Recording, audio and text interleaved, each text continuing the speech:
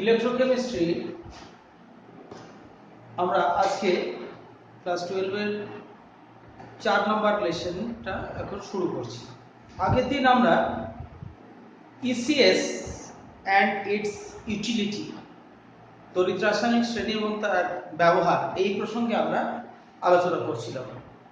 তো যাই হোক, এখন আমরা যেটা দেখবো, আমরা দেখে নিয়েছিলাম তড়িৎ রাসায়নিক শ্রেণী বলতে এইটাকে বলেছিলাম তার খণ্ডিত রূপ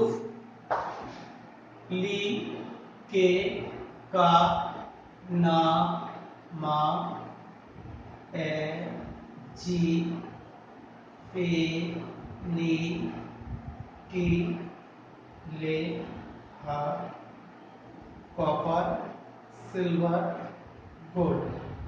এটা ছিল এইগুলোকে বলা হয়েছিল হাইড্রোজেনের উপরে, আর এগুলো বিলো দ্য হাইড্রোজেন। প্রথমে আমরা আগের দিন feasibility of a chemical reaction এই প্রসঙ্গটাই আমরা ডিসকাস করেছি। সেকেন্ডলি আমরা যেটা বলতে চাইছি displacement of metal by other, এইটা নিয়ে আমরা একটা করেছিলাম, আমরা ডিসকাস করে দিয়েছিলাম। এরকম একটা প্রশ্ন আগে পড়তো যখন ডেসক্রিপটিভ, এখন একটা ছোটখাটো প্রবলেমের আকারে পড়ে যে ওই কপার সালফেটের একটা দ্রবণের মধ্যে লোহার ছুরি ডুবিয়ে রাখলে কি ঘটে, what happens when iron knife is inserted in a copper sulfate solution। হ্যাঁ, তো সেইটা আমরা আগের দিন আমরা দেখে নিয়েছি কি ঘটে যায়। তখন আমরা কি বলেছিলাম, উপরে অবস্থিত ধাতু, দেখো কপার সালফেট মানে FeCuSO4 থেকে FeSO4+Cu, এটা কেন হয়? এটা হয়, অথচ উল্টোটা তুমি যদি আবার এটা বলো, আচ্ছা প্রথমে এটা কেন হয়, তাহলে এটাকে তুমি যদি একটা সেল ফর্মে দেখো, এটা তার ইএমএফ কত হবে দেখো তো, এটা 0 থেকে এটা হচ্ছে +2, আর এটা ছিল +2 থেকে 0। এবার এটা এখান থেকে এটা হয়ে যাচ্ছে অক্সিডেশন রিঅ্যাকশন, আর এইটা হচ্ছে তোমার কি, এটা হচ্ছে রিডাকশন রিঅ্যাকশন। আর এটাকে প্রপোজাল করো, তাহলে এইটাকে তুমি যদি দুটো সেলে ভাগ করো, এই রিঅ্যাকশনটাকে, এই টোটাল সেল রিঅ্যাকশনটাকে, একটা হবে অক্সিডেশন, একটা, এবং অক্সিডেশন কোথায় হয়? অক্সিডেশন রিঅ্যাকশনটা, অক্সিডেশন যেখানে হয় সেটাই তো হচ্ছে অ্যানোডে। অ্যানোড, তাহলে অ্যানোডে কি হয়, Fe থেকে Fe থেকে Fe2+, এটা হচ্ছে, তাহলে ন্যাচারালি বুঝতে পারছি কি এটা হচ্ছে অক্সিডেশন। আর ক্যাথোডে অন্যদিকে আর একটা রিডাকশন রিঅ্যাকশন যেটা যে জায়গাতে হয়, রিডাকশন রিঅ্যাকশন সেটা হচ্ছে ক্যাথোডে। ক্যাথোডে সেক্ষেত্রে কি হয়, Cu2+ থেকে তৈরি হয়ে যাচ্ছে Cu, অর্থাৎ +2 ইলেকট্রন। তবে এই যেটা ছাড়লো, তাহলে টোটাল সেল রিঅ্যাকশনটা কি হবে, এই দুটো রিঅ্যাকশনের যোগফল। তাহলে তুমি দেখে নাও, তাহলে এই যে এইটা, এই সেলটাকে আমরা রিপ্রেজেন্ট করি IUPAC, সেটা আমি এরপরে আবার একবার বলবো। IUPAC অনুযায়ী যেটা অক্সিডেশন হয় অ্যানোডটা, এটা হলো এইরকম লিখবে, যেদিকে বাঁদিকে লিখতে হবে অ্যানোডটাকে, অর্থাৎ যেখানে অক্সিডেশন রিঅ্যাকশন হয়। এখানে লিখলে Fe থেকে হলো Fe2+, ঠিক আছে। আর এইদিকে লিখতে হয় Cu2+, এই জায়গা, এইটা হচ্ছে অ্যানোড, এটা সাংকেতিক প্রকাশ বলা হয়, আনে অ্যানোড, আর এইটা হলো, আর এইটা তুমি বলবে যে এটা কি, এটা অ্যাকচুয়ালি সল্ট ব্রিজের মানে বাঁ পাশ ডান পাশ, এটা হচ্ছে আর সেল, আমি দেখাচ্ছি Cu2+/Cu, এটা হলো ক্যাথোড। তাহলে এটা একটা হাফ সেল, এটা একটা হাফ সেল, এটা হচ্ছে রাইট, যেহেতু ডান দিকে থাকে, এই দিকটা ডান দিক, আর এই দিকটা যেহেতু বাঁ দিকে সাইজ করে, সেজন্য এটাকে লেফট সেল। এবার এই ক্ষেত্রে আমাকে ই সেলটা জানতে হবে। তাহলে ই0 সেল আমি আগের দিন তোমাকে দেখিয়ে দিলাম যে ই0 সেল এটা আন্তর্জাতিক সুপারিশ অনুযায়ী দুটোরই কিন্তু বিজারণ বিভবের মান লিখতে হবে। তাহলে তুমি দুটোর বিজারণ বিভবের মান কোথায় পাবে? তোমাকে সাপ্লাই করে দেবে। দেখো যদিও এক্ষেত্রে জারণ হয়, কিন্তু এই জায়গাতে অ্যানোডে যেটা অক্সিডেশন হয়, কিন্তু একটা অক্সিডেট, যেমন তোমরা পাটিগণিতে দেখেছো, 2x 3y সমান কি 5x লেখা যায়? এটা যেমন লেখা যায় না, তার কারণ কি? এর সঙ্গে এটা একটা আলাদা জিনিস, এটা একটা আলাদা জিনিস। সেরকম অক্সিডেশন পটেনশিয়ালের সঙ্গে রিডাকশন পটেনশিয়ালকে কিন্তু যোগ করা যাবে না। তাহলে অ্যাজ পার ইন্টারন্যাশনাল রেকমেন্ডেশন, আন্তর্জাতিক সুপারিশ অনুযায়ী এদের ভ্যালুকে যদি যোগ বিয়োগ করতে হয়, তাহলে আইদার অক্সিডেশন বা রিডাকশন, কিন্তু ওরা বলে দিয়েছে আমাদেরকে রিডাকশন পটেনশিয়াল ভ্যালু নিয়েই করতে হবে। আমি তোমাদেরকে যে কোনো একটা স্ট্যান্ডার্ড টেক্সট বুকে এর স্ট্যান্ডার্ড রিডাকশন পটেনশিয়াল ভ্যালুগুলো তুমি দেখতে পাবে, আমাদের আগের ক্লাসে আমরা লিখে লিখে দিয়েছিলাম, তবু আমি আজকে আর একবার লিখে দিচ্ছি। দেখো এইটার ভ্যালু হচ্ছে প্লাস 0.34 ভোল্ট, আর এইটার ভ্যালু দেখবে এইটার মাইনাস 0.44 ভোল্ট। তো আছে, ঠিক আছে, মাইনাস 0.44 ভোল্ট। দুটোই কিন্তু রিডাকশন পটেনশিয়াল। অর্থাৎ তোমাকে দেওয়া আছে কি E0 of Fe2 plus oblique Fe equals to minus 0.44 volt. চলো বিষয়টা এইটা কখনো তো মাইনাস পাওয়া যায় না, এর অ্যাকচুয়ালি হয় অক্সিডেশন। তারপরে actually Fe oblique Fe2 plus, তুমি যখন এক্সপেরিমেন্টাল ভ্যালু করবে তখন এর ভ্যালু পাবে প্লাস। অর্থাৎ এই ব্যাপারটা পাওয়া যায় Fe oblique Fe2 plus equals to plus. এটা তুমি তাকে রিডাকশন করে লিখছো, মানে উল্টো করে লিখছো, তোমার নিজেদের মতো করে লিখছো। Fe2 plus oblique Fe equals to minus এটা তোমাকে দেওয়া থাকবে। আর একটা E0 of Cu2 plus oblique Cu, এটার ভ্যালু হচ্ছে প্লাস 0.34 ভোল্ট। তো তুমি দেখো এটা ঠিক হয়, দেখো এটার ভ্যালুটা কত হবে? তাহলে এর ভ্যালুটা কত? R, আমি বলেছি E0 R reduction potential minus E0L, সেটাও কিন্তু রিডাকশন পটেনশিয়াল। ভালো করে খেয়াল রাখতে হবে, বেশিরভাগ সময় মনে হবে যে না এখানে অক্সিডেশন হয়, কিন্তু এই যে আমি বলে দিলাম এটা রিডাকশন পটেনশিয়াল, এটা রিডাকশন পটেনশিয়াল ভ্যালু বসাবে, আর এটা অক্সিডেশন পটেনশিয়াল ভ্যালু বসাবে, তা হবে না, কারণ তাদের মধ্যে যোগ বিয়োগ করা যায় না। তাহলে দুটোকেই, যদিও এক্ষেত্রে হয় অক্সিডেশন পটেনশিয়াল, কিন্তু তার রিডাকশন পটেনশিয়াল ভ্যালুটা তোমাকে এক্ষেত্রে লিখতে হবে। তাহলে এটা কত হলো বলো? এইটা এর ভ্যালুটা হলো, এটা দেখতে পাচ্ছ, প্লাস 0.34 মাইনাস অফ, এই সিম্বলের জন্য মাইনাস অফ মাইনাস 0.44 এত হলো। এবার যেটা হচ্ছে মানে 0.34 প্লাস 0.4 ভোল্ট,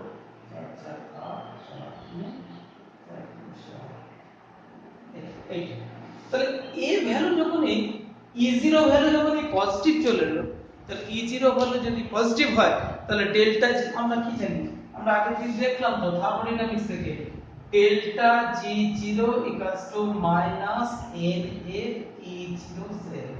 তাহলে E0 সেলের ভ্যালুটা কি পেয়েছি? পজিটিভ। তাহলে এটা যদি পজিটিভ হয়, গোটা ব্যাপারটা নেগেটিভ হয়ে যাবে।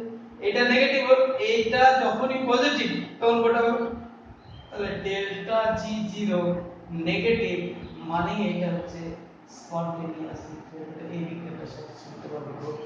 তাহলে কেন ঘটে? আমরা ছোট ক্লাসে বলে দেখি যে উপরে থাকা, তাহলে আমাকে এত শত যদি অঙ্কের ভিতরে না যাও, তুমি সিম্পলি যদি বলতে চাও, তাহলে এই তোমার কাছে একটা রেডি একটা শাড়ি আছে, তড়িৎ রাসায়নিক শ্রেণীতে উপরের দিকে অবস্থিত কোন একটা ধাতু, উপরের দিকে অবস্থিত একটা ধাতু, হ্যাঁ উপরের দিকে অবস্থিত একটা ধাতু, তার নিচে অবস্থিত ধাতুগুলো বলে। এখন এটা এখান থেকেও বলতে পারতো তুমি লেড সালফেট দ্রবণের মধ্যে Fe দিয়ে দিলেও কিন্তু এটা হবে।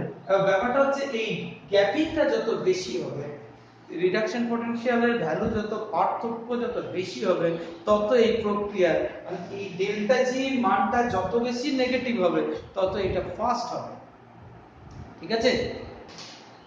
এটা যখন বললামই তখন এখান থেকে আর একটা জিনিস আমরা বলে দিই, এদিকে দেখাও।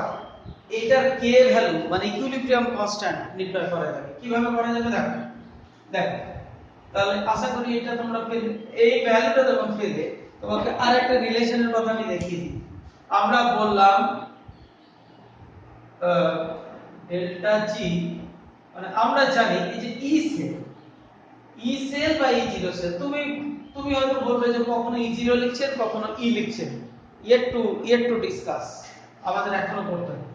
ই জিরো মানে আর কিছুই না, এটা স্ট্যান্ডার্ড কন্ডিশন, মানে কোন ধাতুকে তার দণ্ডের মধ্যে ডোবানো হয়েছে, এইটার মানে কনসেন্ট্রেশনটা নেওয়া হয়েছে 1 মোল, 1 molar concentration, that is 1 mole per litre, এই গারত্বে রাখা হয়েছে। আর তোমার কি নেওয়া হয়েছে, এটাকে এটাকে পার্টিকুলার টেম্পারেচারে নেওয়া হয়েছে, 0 কেলভিন উষ্ণতায় নেওয়া হয়েছে, 273 কেলভিন বা 0 ডিগ্রি সেলসিয়াস উষ্ণতাতে নেওয়া হয়েছে। এবার এদের মধ্যে একটা এখন ই ভ্যালুটা চেঞ্জ হয় কনসেন্ট্রেশনের সঙ্গে আর টেম্পারেচারের সঙ্গে, ই ভ্যালুটা, আর ই জিরো ভ্যালু চেঞ্জ হয় না। তাহলে ই জিরো, এবার আমাদের সম্পর্কটা হচ্ছে ই জিরো সেল সমান সমান minus delta G E zero, delta G zero equals to minus N F E zero cell. কি কি বলে দিলাম, n number of electron change in the cell reaction. তুমি যদি বলো এই এই মাইনাস, তুমি যদি বলো আমি এক পার্টিকুলার একটা নেব, যেমন আমি নেব Cu 2 প্লাস 2 ইলেকট্রন থেকে Cu, এটা ডেল্টা জি কত হবে। এবং এই ভ্যালু দুটো আমার যদি জানা থাকে, মানে E0 Cu2 plus oblique Cu, এটা দেওয়া আছে 0.34, ঠিক আছে। তাহলে ডেল্টা জি ভ্যালু কত হবে, এটা এই তুমি n কত, এই ক্ষেত্রে তুমি দেখতে পাচ্ছ n 2, f এর ভ্যালু তুমি জানো 96500 এত কুলম্ব। আর E0 সেল তো তুমি দেখতেই পাচ্ছ এইটা, তাহলে ডেল্টা জি ভ্যালু, এই ভ্যালুগুলো দিয়ে দাও। তাহলে এই দেখো -2 96500 ইনটু E0 সেল মানে হলো 0.34, দ্যাট ইজ গোটা টার্মটা আসলে নেগেটিভ, তার মানে এই বিক্রিয়াটা ঘটবে। কিন্তু অন দা আদার হ্যান্ড এই পার্সেন্ট এইটা তুমি যদি বলো যে Fe2 প্লাস -2 ইলেকট্রন থেকে Fe2 এইটা যদি হয়, তাহলে এর এই ক্ষেত্রে n 2, f 96500 এত কুলম্ব, আর E0 of Fe2 plus oblique Fe এটা হলো -0.44। তাহলে এই জায়গাতে দেখো তো delta G0 minus n f E0 cell, এই জায়গাতে কত হবে -2 96500 ইনটু -0.44, দ্যাট ইজ পজিটিভ হয়ে যাচ্ছে। তাহলে এই রিঅ্যাকশনটা শুধু পার্টিকুলার এই জায়গায়, মানে এই Fe2 প্লাস বিজারিত হয়ে Fe হয় না, এর অ্যাকচুয়ালি উল্টো রিঅ্যাকশনটা হয়। সেই জন্যই তো তোমাকে যখন সেল রিঅ্যাকশন করতে হবে দুজনের বিচারণ সম্ভব নয়, ওইটার তাহলে কার বিচারণ হবে আর কার জারণ হবে, তাহলে যার পটেনশিয়াল বেশি, যার রিডাকশন পটেনশিয়াল ভ্যালুটা বেশি। তুমি তো দেখলে এর রিডাকশন পটেনশিয়াল ভ্যালুটা এইটা, whereas এর রিডাকশন পটেনশিয়াল ভ্যালু হচ্ছে এইটা, নেগেটিভ এটা পজিটিভ। তাহলে যার রিডাকশন পটেনশিয়াল ভ্যালু বেশি হবে সে হবে রিডাকশন, আর উল্টো দিকে অন্যজনের হবে অক্সিডেশন। সেই জন্য এই কম্বিনেশনটা করা হয়েছে, এই রিঅ্যাকশনটা স্পন্টেনিয়াস। তুমি যদি উল্টোটা করতে, মানে Cu প্লাস FeSO4 থেকে CuSO4 প্লাস Fe, এই বিক্রিয়াটা হতো না, কারণ ডেল্টা জি এর ভ্যালু কি হয়ে চলে আসতো, ডেল্টা জি এর ভ্যালু পজিটিভ আসতো। তাহলে তুমি একটা দেখলে এইটা, আর একটা দেখো, আর একটা রিলেশন আমি বলে দিচ্ছি। দেখো ডেল্টা G0 এই ই সেল দিয়ে delta G0 equals to minus NF E0 cell। শোনো, এইটাকে আবার W বলা হয়। অ্যাকচুয়ালি ডেল্টা জি ব্যাপারটা কি, মুক্ত শক্তি কাকে বলে? অ্যাকচুয়ালি আমরা জানি, দেখো H equals to G plus TS class 11 thermodynamics chapter। Enthalpy equals to, তাহলে এর পরের লাইনই তো হয় G equals to H minus TS। তাহলে আমি তার আগের লাইন থেকে বলছি, enthalpy equals to free energy plus unavailable work। শোনো, unavailable work, the energy to which we cannot convert into work। Actually কোন একটা সিস্টেমে দু রকমের শক্তি থাকে, যে শক্তিটাকে কাজে পরিণত করা যায় তাকে বলা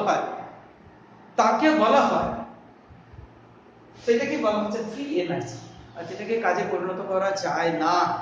ধরো সাপোজ আমি বলছি, আমার একটা অনেক দিন আগে, আজ থেকে প্রায় 15 বছর আগে আমি একটা ডেস্কটপ কিনেছিলাম। সেটা এখনকার দিনে একদম শেষ, যা ব্যবহার যা করেছি না, কিন্তু সেটার এখন আর কোনো ভ্যালু নেই। মানে সেটা যদি আমি বিক্রি করতে চাই, বা ধরো আমার ওই একটা গ্রামে একটা বড় বাড়ি আছে, সেই বাড়িটা আমার এখানে শহরে একটা বাড়ি আছে, সেটাকে আমি যে কোনো দিন কিন্তু বিক্রি করে দিতে পারি, টাকা করে নিতে পারি। তাহলে এই যে প্রপার্টি, এটাকে টাকাতে কনভার্ট করা যায়, সেটা হচ্ছে অ্যাভেলেবল। আর ওটা কাউকে দিয়ে দিলেও নেবে না, মানে ওটাও তো তৈরি করতে এককালে খরচা হয়েছিল। তাহলে সেইটাকে যদি আমি আজ রিইম্বার্স করতে চাই, সেটা পারবো না। তাহলে ওইটা আমার ব্যাড, ওই যে টাকাটা আমার, সেটা ব্যাড ইনভেস্টমেন্ট হয়ে গেছে। এখন তো এই ক্ষেত্রেও তাই, একটা সিস্টেমে দু রকমের শক্তি থাকে, এইটাকে করেসপন্ডিং ওয়ার্কে কনভার্ট করা যায়, আর এইটাকে করা যায় না। তাহলে এইটাই অ্যাকচুয়ালি ওয়ার্ক। ডেল্টা জি মানে অ্যাকচুয়ালি অ্যাভেলেবল ওয়ার্ক। তাহলে সেইটাই হচ্ছে ও কাজটা কি, একটা সেলের কাজটা কি কাজ দেবে? বৈদ্যুতিক কাজ। তাহলে এইটাকে না বলে তুমি এটাকে অন্য ফর্মেও বলতে পারো। দেখো এইটাকে তাহলে বলতে পারো W means W ইলেকট্রিক্যাল, তড়িৎ W। এটা আর একটা রিলেশন তুমি জানো, delta G equals to minus RT ln K। আর মানে সার্বজনীন গ্যাস ধ্রুবক, ইউনিভার্সাল গ্যাস, কি অ্যাবসলিউট টেম্পারেচার, কে ইকুইলিব্রিয়াম, সাম্য ধ্রুবক। তাহলে তুমি দেখো এই দুটো থেকে ডেল্টা জি 0 সমান এইটা, আবার এইটা, এই দুটো থেকে এই 1 নাম্বার এবং 3 নাম্বার এই সমীকরণ দুটোকে যদি আমি ইকুয়েট করি, তাহলে আমরা লিখতে পারি না minus RT ln K equals to minus NF E0 cell। ঠিক আছে, দুদিক থেকে এটা তুলে দাও। এবারে ln কে করতে গেলে 2.303 RT log K equals to NF E0 cell হলো। তাহলে log K equals to NF E0 cell by 2.303 RT। তাহলে K equals to কি হবে, 10 to the power 8। এই যে ভ্যালুটা আসবে, তাহলে K equals to 10 to the power this। K equals to NF E0 cell by 2.303। এইখান থেকে ইকুইলিব্রিয়াম কনস্ট্যান্টের ভ্যালু, তাহলে এইখান থেকে অনেক কিছু জানা যায়। আমরা ই সেল ভ্যালুটা যদি জানতে পারি, তাহলে সেখান থেকে ইকুইলিব্রিয়াম কনস্ট্যান্টের ভ্যালু জানা যায়। এগুলো খুব ইউজফুল রিলেশন আমাদের জন্য। আমাদের আরেকটা মেটালার্জি যখন আমরা ক্লাস 12 এ দেখতে হবে, সেক্ষেত্রে যে একটা চ্যাপ্টার আছে, সেখানে one of the process class 10 এও তোমরা পড়ে এসছো, সেটা থার্মিক প্রসেস বলি আমি। থার্মিক প্রসেস যখন বললাম, তার ভিত্তি কিন্তু এইটাই। আমি দেখি একটুখানি দেখে নাও, তাহলে থার্মিট প্রসেস ব্যাপারটা কেমন? ব্যাপারটা সেই একই, কালকে আমি আগের দিন বলছিলাম তাই না, যে 2 বিঘা জমির কথা। 2 বিঘা জমি মানে হচ্ছে ওই উপরে অবস্থিত কোন ধাতু তার নিচে অবস্থিত ধাতুর লবণ থেকে তৃতীয়ত ধাতুটাকে প্রতিস্থাপন করতে পারে। আমি বলেছিলাম না, বাবুর ইচ্ছা হয়েছিল উপেনের জমিকে নিয়ে নেবার, ওই কবিতার প্রসঙ্গ ধরে আমি বলছি। উপেন হাজার চেষ্টা করেছিল, অনেক অনুনয় বিনয় করেছিল, কিন্তু তার কথা শুনেনি। যেহেতু বাবুর ইচ্ছা হচ্ছে নেবে তাই নেবে, তাহলে ওকে রাতারাতি চোর সাজিয়ে দিয়ে ওকে সরিয়ে ফেললো, নিয়ে নিজে নিয়ে নিল। এখন দেখো ঠিক একই রকম ভাবে তড়িৎ রসায়ন, এক্ষেত্রে বাবু হলো এইটা আর উপেন ধরো এইটা, হ্যাঁ, তাহলে হলো Al প্লাস Fe2O3 হেমাটাইট, ঠিক আছে।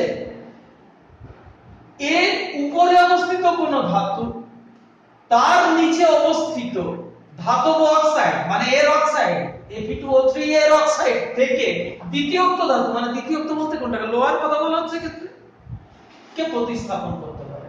কেমন করতে পারে? Al2O3 প্লাস 2Fe, এই করে নাও 2Al প্লাস H।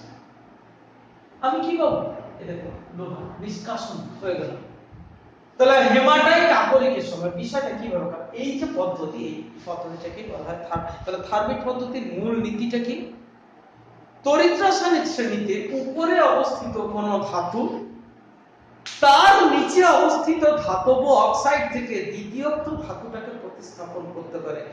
এই নীতির ভিত্তিতে প্রতিস্থাপন করতে পারে। বেসিক্যালি রিঅ্যাকশনটা কিন্তু একটা বিজারণ হয়ে গেছে। দেখো এই নীতির ভিত্তিতে যে ধাতু নিষ্কাশন করা হয় তাকে বলা হয় থার্মিট পদ্ধতি।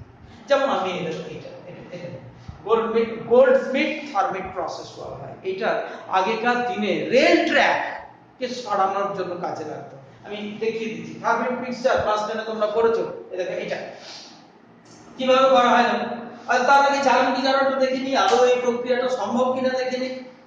এই ছিল 0, এটা হলো +3, এটা হচ্ছে +3, দেখে এটা হচ্ছে 0। তাহলে দেখো এইটা বলা হয়েছে, এইটাকে অক্সিডেশন হবে, আর উল্টো দিকে এইটা হয়ে যাচ্ছে তোমার রিডাকশন। কোনটা? এই রিঅ্যাকশনটা হলো তোমার, এটা বুঝতে দিন, এই রিঅ্যাকশনটা এইটা থেকে এইটা হয়ে গেল তোমার রিডাকশন।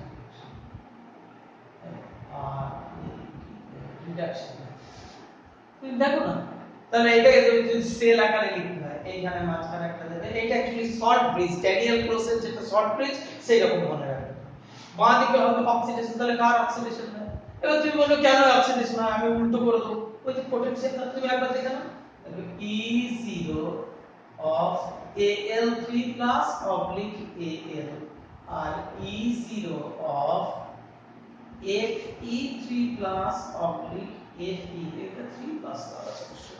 যাই হোক, তো এর ভ্যালুটা হচ্ছে Al3 plus oblique Al এর ভ্যালুটা হচ্ছে -1.66 ভোল্ট, আর এইটার ভ্যালু হচ্ছে -0.14 ভোল্ট।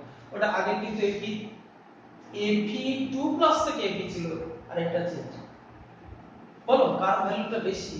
দেখো তুলনামূলকভাবে এর ভ্যালু বেশি, সেইজন্য এইটার হবে রিডাকশন, এটার থেকে এটা তো বেশি। তাহলে E0 of Al3 plus oblique E0 of Fe3 plus oblique Fe is greater than E0 of Al3 plus oblique Al।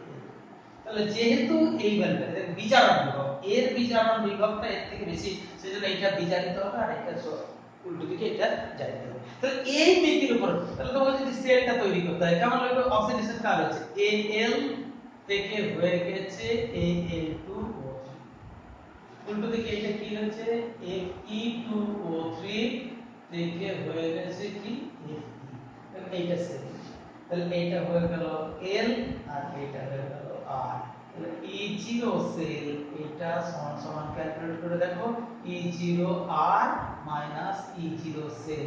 আবার রিপিট করে আমি বলছি, এই ক্ষেত্রে যদিও অক্সিডেশন হয়, এই ক্ষেত্রে অক্সিডেশন হয়, এটাকে অ্যানোড বলে, তথাপি এর ভ্যালুটা এটা যখন লিখতে হয় তখন কিন্তু রিডাকশন পটেনশিয়ালের ভ্যালু এই তোমাকে লিখতে হবে।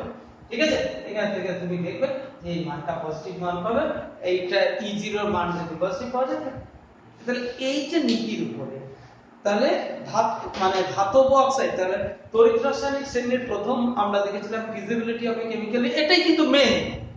2 নাম্বার বলেছিলাম যে ধাতু দ্বারা ধাতু প্রতিস্থাপন, 3 নাম্বার বললাম ধাতু দ্বারা ধাতব অক্সাইডের প্রতিস্থাপন। আর একটা দেখবে নাকি একটু ওই এই লিডটা আমরা দেখি H প্লাস, মানে ওই একই উপরে ভিত্তি করে। এবার আমি একটু নাস্ট ইকুয়েশনটা বলি, কারণ নাস্ট ইকুয়েশনটা কেমন দেখো, খুব ইম্পর্টেন্ট। E এবং E0 এর মধ্যে সম্পর্কিত নাস্ট ইকুয়েশন কিভাবে করা যায়।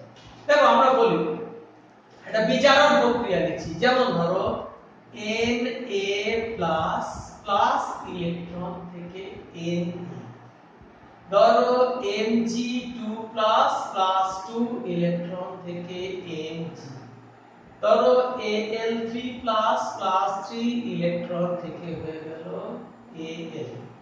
তাহলে এইবার আমরা বলি যে M মানে কোন একটা মেটাল N প্লাস যোগ Ne থেকে হলো M, তাহলে এটা হচ্ছে জেনারেলাইজড ফর্ম অফ রিডাকশন, এটা হলো একটা বিজারণ বিক্রিয়া।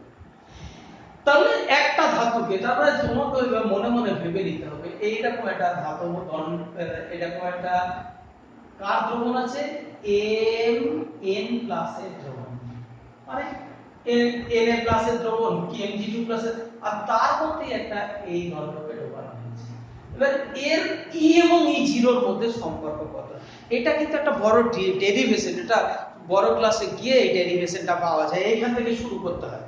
যাই হোক আমাদের সেটা তো স্কোপের বাইরে, অনেকটা বড় ডেরিভেশন, সেটাকে নাস্ট ইকুয়েশন বলে। তাহলে বিজ্ঞানী নাস্ট তিনি কি দেখো দেখাও E অফ, আমি কোন ভ্যালুটা, এক্ষেত্রে দুটো ব্যাপার আছে, একটা হচ্ছে E ভ্যালু আর একটা হচ্ছে E0 ভ্যালু। আমি বারবার করে বলেছি এই ভ্যালুটা কখনো চেঞ্জ হবে না, কারণ কি এইটা E0 মানে এই কনসেন্ট্রেশনটা 1 মোলার হতে হবে। আর আমরা প্রথম দিন ডিসকাশনের প্রথম দিনেই আমরা বলেছিলাম E ভ্যালুটা তিনটে বিষয়ের উপর নির্ভর করে। এক হচ্ছে অবস্থান তড়িৎদ্বারের, সেক্ষেত্রে আমাদের উপর কিছু করার নাই, মানে কে বেশি পটেনশিয়াল দেয় কে কম পটেনশিয়াল দেয় সেটা। 2 নম্বর আমরা বলেছিলাম যে এই যে কনসেন্ট্রেশন, এটার উপরে, এই কনসেন্ট্রেশনের উপরে। 3 নম্বর হচ্ছে টেম্পারেচারের উপরে। তাহলে এখন আমরা সেটাই দেখব। তাহলে E দেখো Mn প্লাস অবলিক M মানে বিজারণ লিখলাম equals to E0 Mn plus oblique M minus RT by NF ln তারপর একটা রিঅ্যাকশন লিখলে কি হয়, মানে এটা বাই এটা কনসেন্ট্রেশন অফ, মানে activation of M by concentration of Mn plus, এটা হচ্ছে বোঝা গেল। এই অবস্থাটা হচ্ছে কি অবস্থা, এটা হচ্ছে এটা জারিত অবস্থা, এটাকে বলা হয় যার অক্সিডেশন স্টেট যখন বেশি থাকে, এটা হচ্ছে বিজারিত অবস্থা, রিডিউস স্টেট, বিজারিত অবস্থা, এটা হচ্ছে জারিত অবস্থা। জারিত মানে কি যার অক্সিডেশন স্টেট তুলনামূলকভাবে বেশি থাকে, এটা M প্লাস, এটা হচ্ছে 0।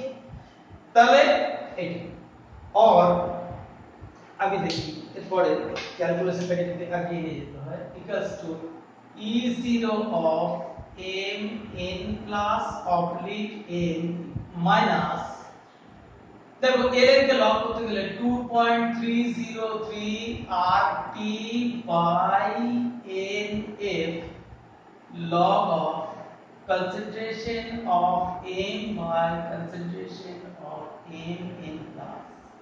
শোনো এইটাকে যদি আমি উল্টে দিই, রিভার্স করে দিই, তাহলে সিম্বলটা চেঞ্জ হয়ে যাবে। তাহলে পরের লাইনটা হচ্ছে E0 of Mn plus oblique M plus 2.303 RT by NF log of concentration of Mn plus oblique by M, এটা হলো।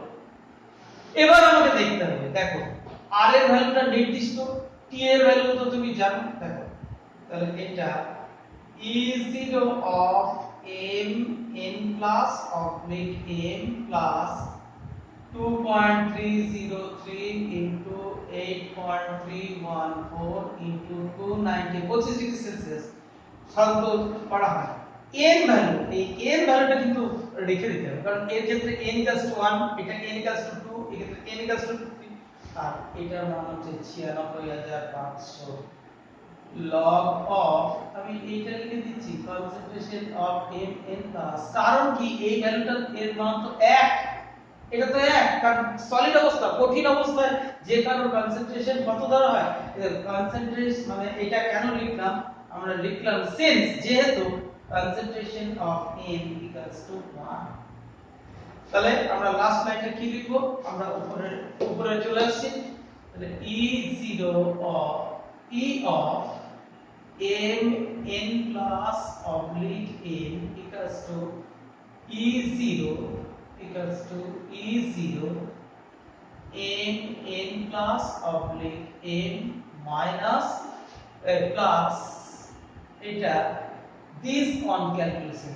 এই অংশটা ছাড়া বাকিটা টোটালটাই কনস্ট্যান্ট, এটা 0.059 by n log of concentration of m n plus 8, এটা হচ্ছে অ্যাকচুয়ালি, তাহলে তোমাকে যদি নাস্ট সমীকরণ লিখতে হয় তুমি এটাও লিখতে পারো বা এটাও লিখতে পারো, এইটা আমি একটা বাস্তব সিস্টেম নিয়ে দেখি, এটা বাস্তবে তোমাকে যদি বলে যে এইটা লেখো, তুমি তোমাকে যদি বলে যে Zn2 প্লাস 2 ইলেকট্রন থেকে Zn, এটা নাস্ট সমীকরণ লেখো, তাহলে তুমি লিখবে তখন E of Zn2 plus oblique Zn equals to E0 Zn2 plus oblique Zn minus 0.059 by 2 log of concentration of